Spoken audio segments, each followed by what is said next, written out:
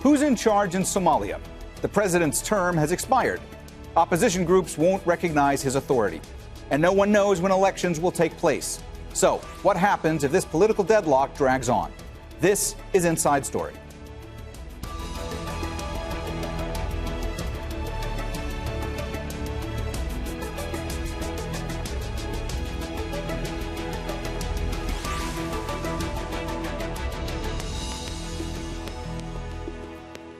Hello and welcome to the program. I'm Mohamed Jamjoom. Somalia is facing a power vacuum. Elections were supposed to take place before the president's four-year term expired on Monday. But Mohamed Abdullahi Farmaajo is in dispute with regional leaders over how to hold the vote. Talks between the central government in Mogadishu and Somalia's 5 federal states collapsed on Friday. Farmaajo says the leaders of Jubaland and Puntland are scuttling a deal to hold indirect parliamentary elections. But they accuse Farmaajo of trying to remove power from them. Opposition parties say a council of politicians and civil society groups should govern for now. Our diplomatic editor James Bays has more. It was supposed to be presidential election day in Somalia. But following a dispute over the way the poll was to be organised, it hasn't happened. Instead, a coalition of opposition candidates have now declared the government of President Farmaajo illegitimate. In an interview to be broadcast on Talk to Al Jazeera, the Foreign Minister, Mohamed Abdullahi, told me that's wrong. The government will stay in office until an election can be held.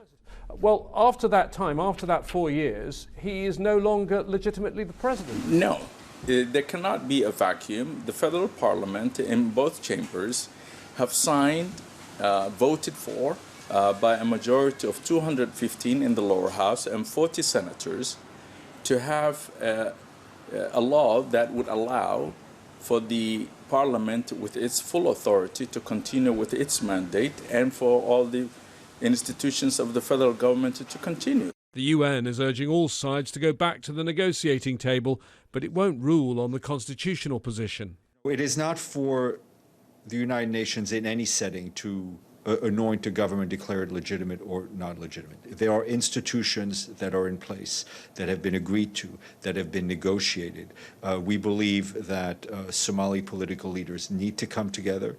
Whether you think the government is legitimate or illegitimate, Somalia now finds itself in a constitutional grey zone. This in what was supposed to be a pivotal year for the troubled country. This year, AMISOM, the African Union force, is supposed to hand over its responsibilities to the Somali National Army, but most experts believe it's not yet equipped to take the lead role. The group most likely to benefit from the current political crisis is Al-Shabaab, which continues to fight AMISOM and the Somali government. James Bays, Al Jazeera at the United Nations. Somalia has had a long struggle to restore stability. Its civil war led to the collapse of the central government's authority. The armed group Al-Shabaab controlled large areas of the country, and many other regions declared autonomy. In 2012, government and African Union forces recaptured the capital, Mogadishu, and successfully pushed back Al-Shabaab. A parliament was sworn in and voted in a new president. But the government has struggled to assert its authority beyond Mogadishu, and efforts to hold direct elections have failed.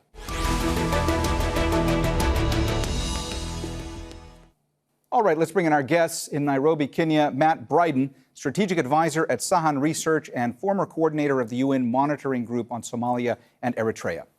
In the Somali capital, Mogadishu, Hodan Ali, development and humanitarian expert and co-founder of LeadNow, a Somali women's political pressure group. And in Doha, Afyare Elmi, professor of international relations at Qatar University. A warm welcome to you all. Hodan, let me start with you today. What sparked this election impasse and political crisis? I mean, what are the issues at play here? Thank you, Mohammed, for having me on the show. That's really an important question. For quite some time now, we've been back and forth around finding political solutions around the election, the pending elections. Unfortunately, till today, we don't have a consensus on a political election model that all stakeholders are happy with. As you know, we've had multiple meetings between the federal member state presidents and President Farmaajo that have ended without any political agreement. On September 17th, there was, however, an agreement that was signed by FMS and the president and parliament that charted a way forward on an election model. Everyone agreed on that, but the implementation of that has been quite contentious. There are a few key items that have been outstanding that the leadership has not found a way forward. One is the election committee itself and the personnel that constituted. Two, issues around ghetto region and what the electoral process should look like. And number three is the delegates from Somaliland participation in the selection of future MPs for that region. So those are the three main contentious issues that we've not been able to come to consensus and really has brought the country into an unprecedented spot that we are currently, as you mentioned earlier, trying to find a way forward. Afyare, what makes this political crisis different from political crises in the past? I mean, how much worse is it? Of course, there have been political deadlocks numerous times in the past in Somalia. There have been timelines to agreements that have not been adhered to. Why is this different, and is it much worse? Well, thank you. And actually, Hodan has explained it well. But this is a different simply because we have never been in a situation where we don't have election, selection, whatever you call it, or a political agreement. Normally, I mean, almost all of the previous administrations missed it or could not deliver a proper election. Whether it, I'm talking about direct, I mean, one person, one vote election.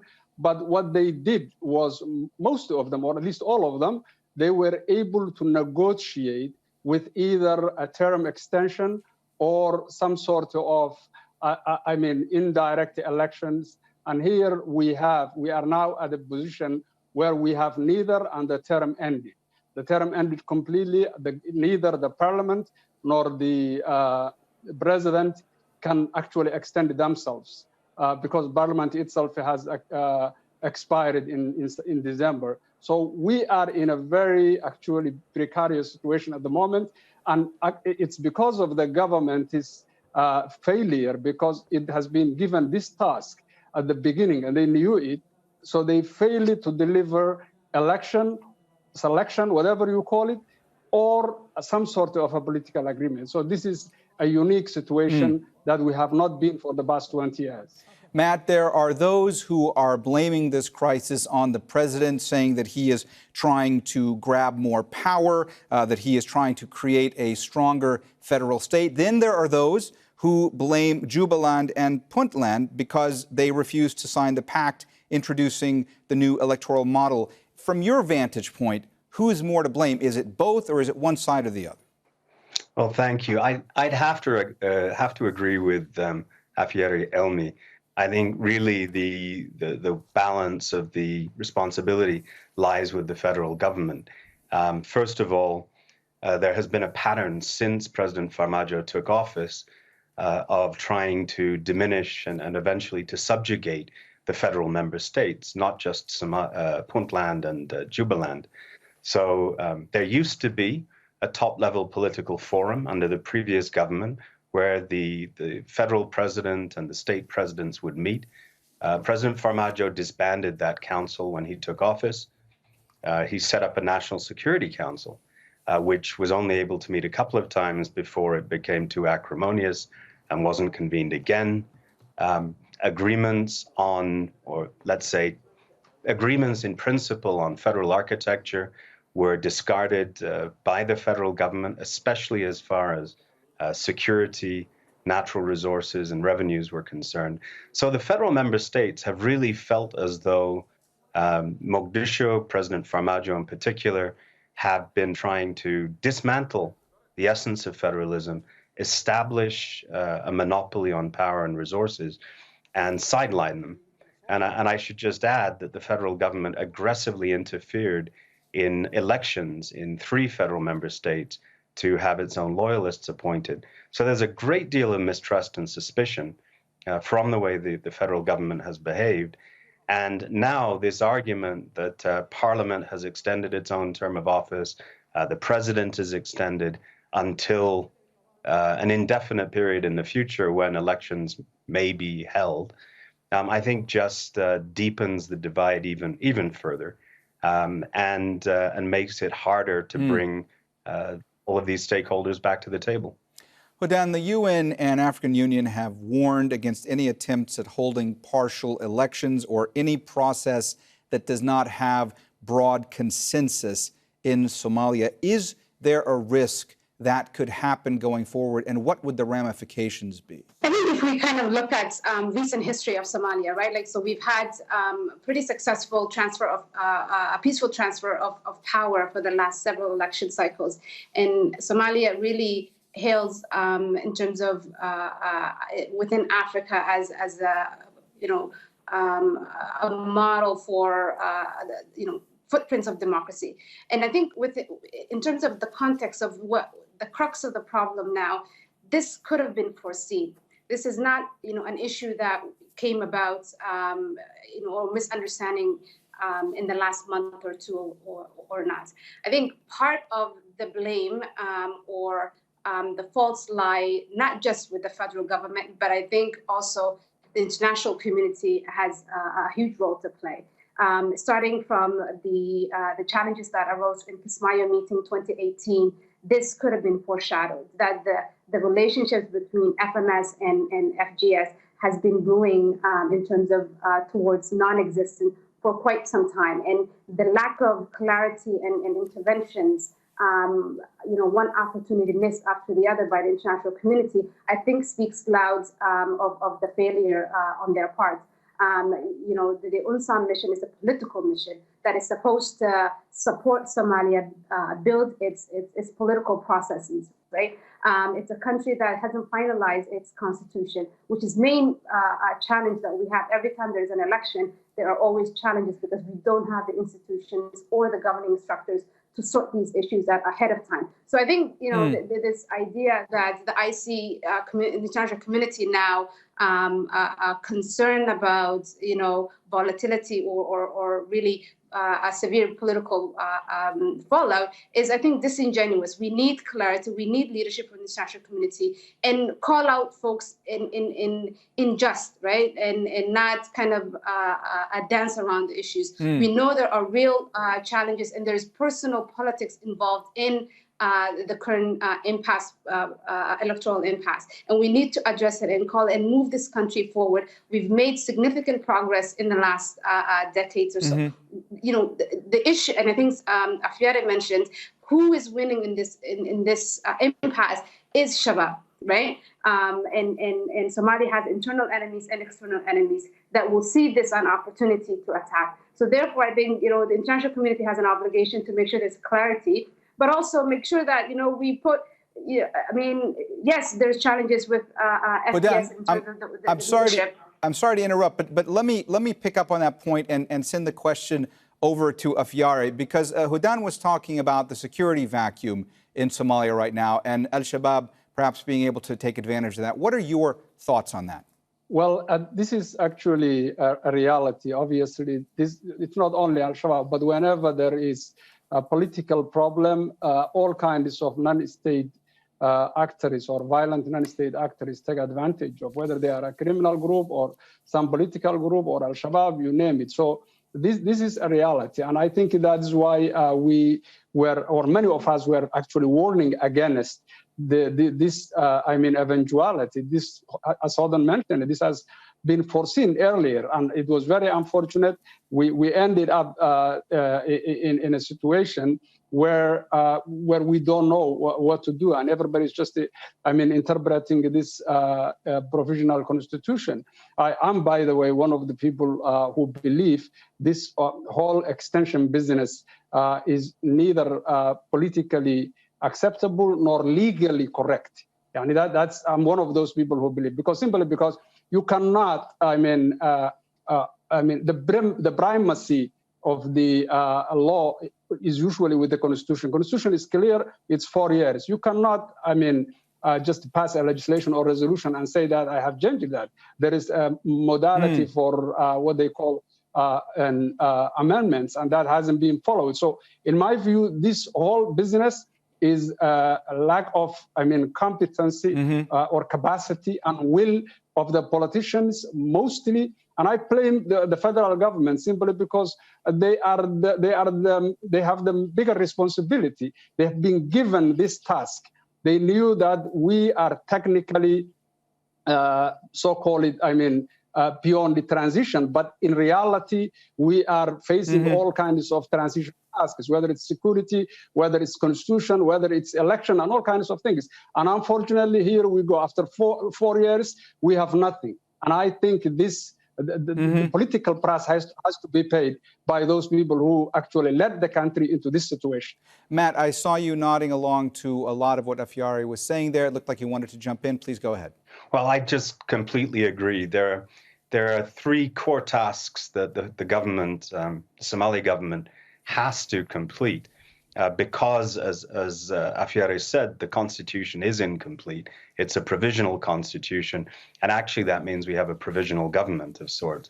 These three tasks are to review and amend the constitution to make it final, to elaborate and complete the federal architecture, so all of the legislation and the political agreements required between the center and the regions, and to finalize a democratic system of representation and election that will help the country to unify rather than pull it apart when it's finally used. So this government really made no effort along those lines. If anything, the federation is weaker. Security has backtracked over the last 4 years, and Al-Shabaab is benefiting from this situation. But I'd go further, and I would say that Al-Shabaab has actually benefited under the government of President Farmaajo, building a shadow state that is more deeply rooted now in Somali society than perhaps any time before. Hodan, what are the implications at play here for the region, for the Horn of Africa? Thank you, Mohammed. And if I can just maybe make a comment around the delay and the extension, the ask for extension.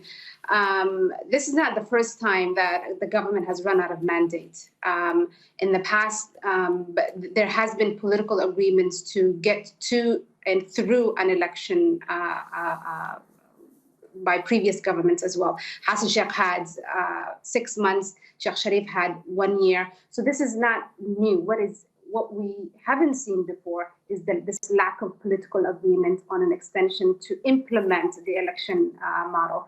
In terms of regional consequences, I think we all know Somalia is strategically located in the Horn of Africa, in which security implications are possible and all other sort of fallout can happen. But I think it's important that, you know, the doom and gloom that's being foreshadowed because we haven't agreed on the election process is worrisome in the sense that it's creating unrest in ways that are not healthy and productive for the gains that we've made.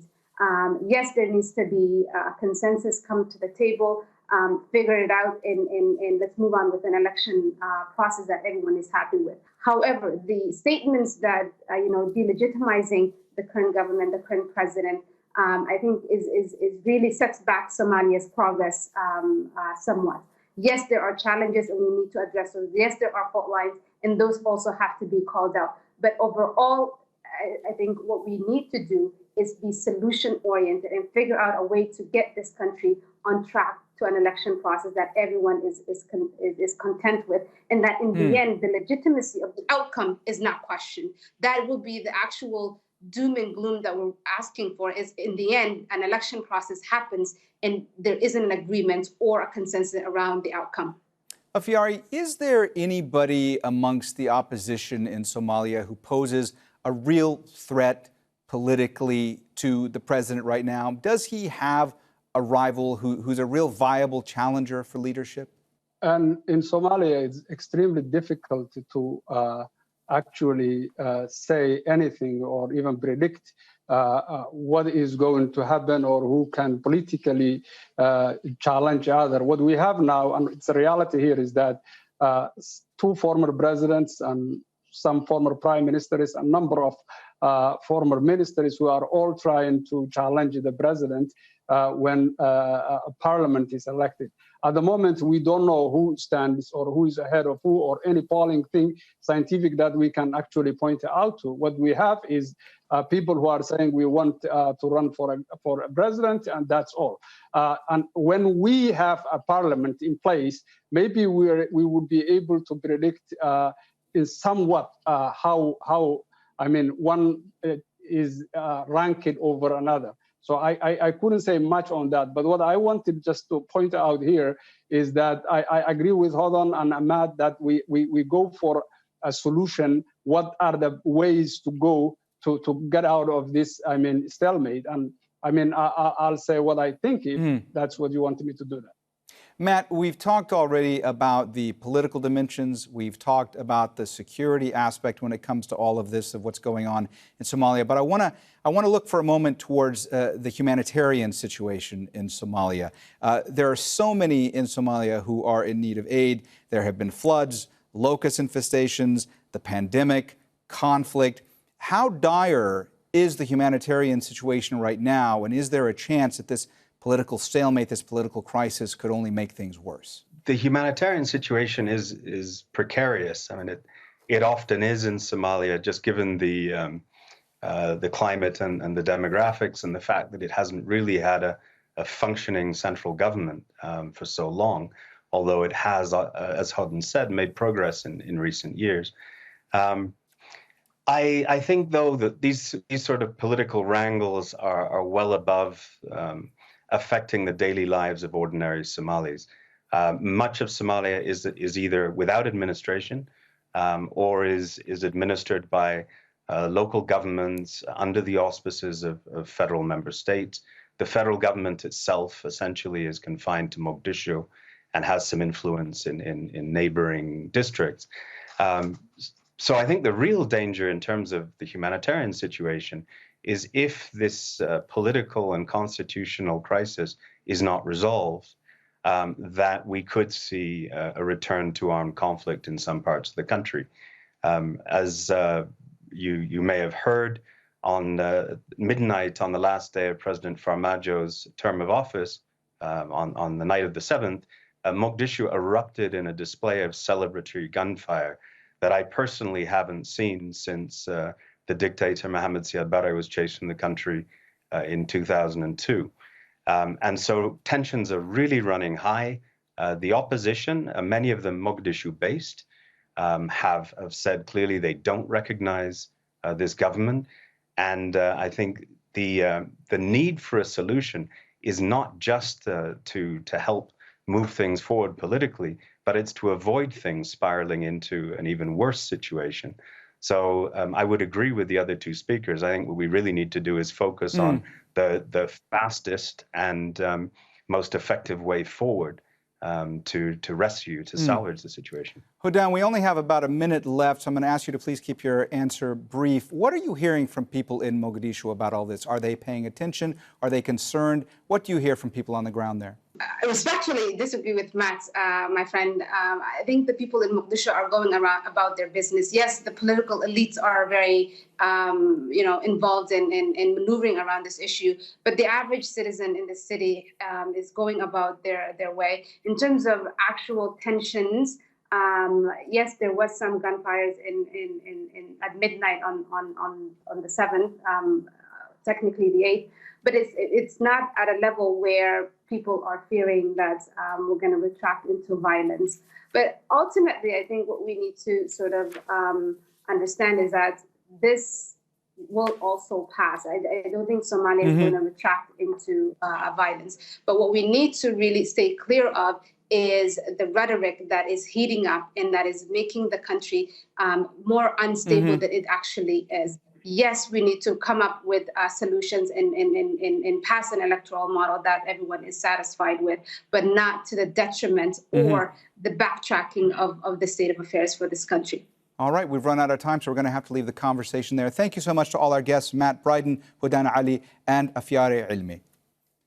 And thank you, too, for watching. You can see the program again anytime by visiting our website, aljazeera.com. And for further discussion, go to our Facebook page. That's facebook.com/AJ Inside Story. You can also join the conversation on Twitter. Our handle is @AJ Inside Story. For me, Mohamed Jamjoom, and the whole team here, bye for now.